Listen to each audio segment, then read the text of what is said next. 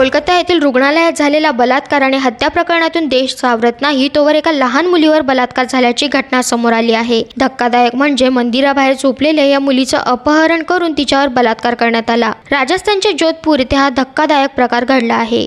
ABP न्यूजने या संदर्भातील वृत्त दिलं आहे। मूळचं मध्य प्रदेशचं असलेलं हे कुटुंब राजस्थान येथील एका झोपडपट्टीत राहतात। हे कुटुंब मध्यरात्री मंदिराबाहेरच झोपी गेलं। त्यांच्याबरोबर असलेली 3 वर्षांची चिमुकलेही तिथेच झोपी गेली। पण मध्यरात्री तिचं अपहरण करून तिच्यावर बलात्कार करण्यात आला। गुंडाळलेल्या फडक्यात ती पहाटे 6:30च्या दरम्यान सापडली।